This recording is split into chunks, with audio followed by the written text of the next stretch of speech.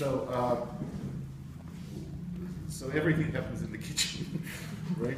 And we're clear on that, and it's not that we're clear on everything, which I think is good, and that's why even with the costumes, there are still things that we're really trying to understand what we want to do with that. One thing I'm more or less clear about is that Father Ubu and Mother Ubu are basically the only real characters that live in this world and who live in this kitchen. And our biggest question at the moment are who exactly is everybody else? And we are in between, actually, I'm in between two models. Sarah is not informed about that yet. Oh, really? One. Tell me more. We're looking who can inhabit this kitchen, and we're starting very far away from the Reds, and we're coming a bit closer. I'm moving a bit closer to. There is actually really nobody else but Father Ubu and Mother Ubu in the kitchen, and everybody else is Father Ubu and Mother Ubu's projections or reflections or smaller or other kind of father and Mother Ubus. So we're still playing with this, and the two major questions about like that kept rising up and that keep rising up is like what kind of why kitchen first of all, and how we do that. So I think why kitchen is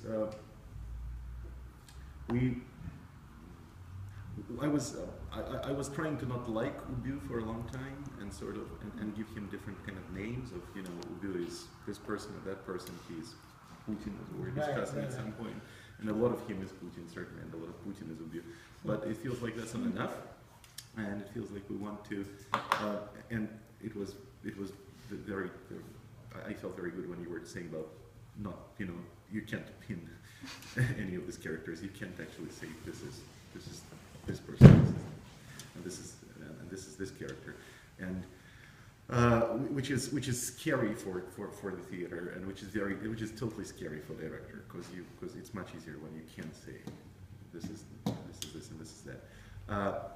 And we can't. What we can say, I think.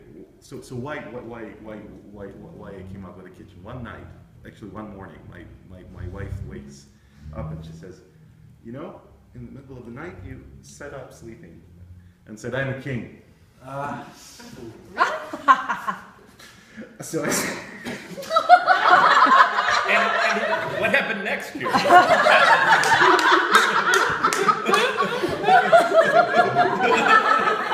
"Do tell." You also said it in Russian, right? Yeah. Yes, I did. So say it in Russian.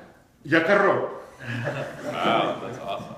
I believe it. And not that it ever came to my mind, right? I never confessed it. Oh, I did confess it before. But it's like, but I one thing I'm trying to say with this funny, horrible story is that actually there is this Ubu-ishness in each of us. Totally, at least in myself, I'm sure there is. Right? And I was, and another night I was sitting drunk in my kitchen. These are great stories. The next thing is to underestimate. Further to go. And I was talking to this vegetable who I thought was Putin, you know? Whom I always destroyed. But, I mean, whom I did destroy. I mean, which I did destroy, the vegetable. So I mean, at least my ambitiousness is totally comparable to ambitiousness of Ubu, and as I think as many of us,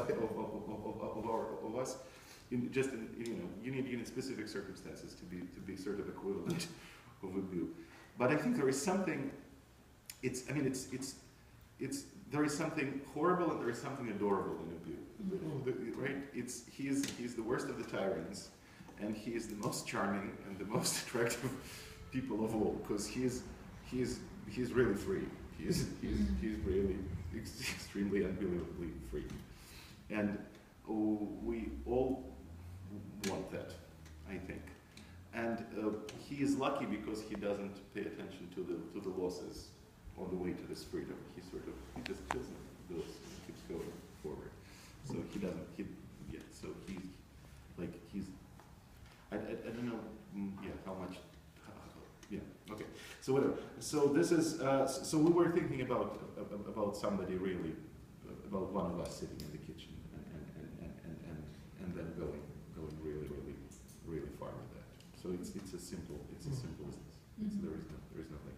And also I think a lot of things really work. Like a lot of things in the kitchen work for the practicality of the thing, because the kitchen is very much aware in our case, I believe, because but everything can become whatever we want it to become.